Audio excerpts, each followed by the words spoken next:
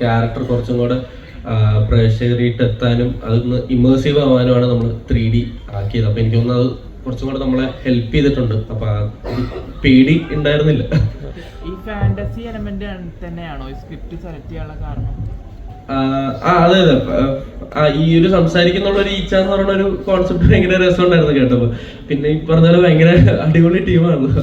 ദിലീഷ് ചേട്ടൻ ഡയറക്ട് ചെയ്യുന്നു, ആഷികേട്ടൻ ക്യാമറ ചെയ്യുന്നു എന്നൊക്കെ പറയുമ്പോ എന്തായാലും ഭയങ്കര എക്സൈറ്റഡ് ആയിരുന്നു. ഈ ലൗലി ഇല്ലാതെ ലൗലിനെ നോക്കി അഭിനയിക്കുക എന്ന് പറയുന്നത് ഒരു ടാസ്ക് ആയിരുന്നു. ഒരു നമുക്കൊരു ഐഡിയ ഉണ്ടായിരുന്നു, ഇങ്ങനെ ഇവിടെ ഇങ്ങനെയൊക്കെ പോകും ഈച്ച. പിന്നെ ഉണ്ണിച്ചേച്ചി എനിക്കെപ്പോഴും വോയിസ് ഉണ്ടായിരുന്നു. എനിക്കപ്പോ ഇല്ലെങ്കിലും എനിക്ക് ചേച്ചി വോയിസ് തരുന്നതുകൊണ്ട് എനിക്ക് ഭയങ്കര ഹെൽപ്ഫുൾ ആയിരുന്നു. ആസ് എ ടീം നമ്മളത് ഫിഗർ ഔട്ട് ചെയ്തു. നമുക്ക് ആ ബുദ്ധിമുട്ടായിരുന്നു ഈ ഒരു മാർക്കോ അല്ലെങ്കിൽ ഒന്നും ഇല്ലാണ്ട് ഈച്ച പിന്നെ ഒരു സ്ഥലത്ത് നിൽക്കില്ല, ഇതിങ്ങനെ മാറിക്കൊണ്ടേയിരിക്കും. പണം കണ്ട് മനസ്സിലായിക്കണം. അപ്പൊ അത് കുറച്ച് ട്രിക്കി ആയിരുന്നു. പക്ഷെ ആസ് എ ടീം എല്ലാവരും ഉണ്ടായിരുന്നു ഹെൽപ്പ് ചെയ്യാൻ. അപ്പൊ അത് ഒരു ബുദ്ധിമുട്ടായിട്ട് തോന്നിയില്ല, ഭയങ്കര എക്സൈറ്റിംഗ് ആയിരുന്നു ആ പ്രോസസ്സ്. ഇതിന്റെ ടീസറും ട്രെയിലറും ഒക്കെ ഇറങ്ങിയ സമയത്ത് മാത്യുവിന്റെ ഒരു കിളി പാർന്ന ഒരു പെർഫോമൻസ് കാണാം, കിളി പോയ ഒരു ക്യാരക്ടറിന് പ്രതി ഒരു ട്രാൻസ് മൂഡ് അങ്ങനത്തെ ഒരു സോഷ്യൽ മീഡിയ അങ്ങനെ ഇതുണ്ടായിരുന്നു. അങ്ങനെ ഇതൊക്കെ കണ്ടിരുന്നോ? അങ്ങനെ ഞാൻ കണ്ടില്ല. അങ്ങനെ കിളി പോയ ഒരു ക്യാരക്ടർ അല്ല, കുറച്ച് ഡ്രീമി ആയിട്ടുള്ളൊരു കുറച്ച് സ്വപ്നങ്ങളൊക്കെ കണ്ട് കുറച്ച് എന്താ പറയാ ഒരു കുറച്ച് ലോസ്റ്റ് ആവും. പക്ഷെ എന്നാലും ഒരു ഡ്രീമി ബോയ് ആണ് ബോണി. അങ്ങനെ കിളി പോയി നടക്കുന്നതായിട്ട് തോന്നുന്നില്ല എനിക്ക്.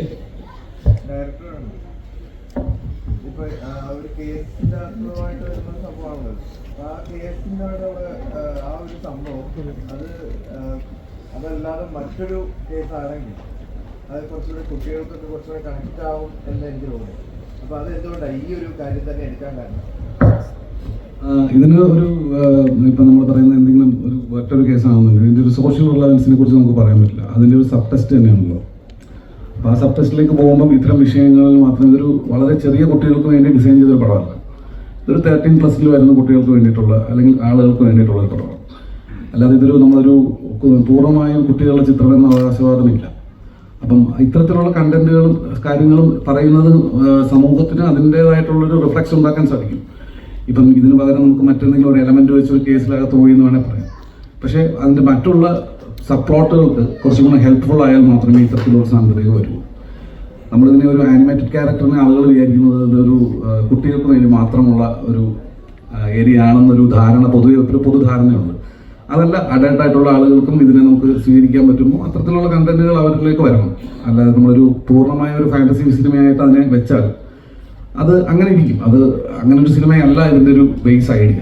അപ്പം അതുകൊണ്ടാണ് അത്തരത്തിലുള്ളൊരു കണ്ടന്റിലേക്ക് പോയത്.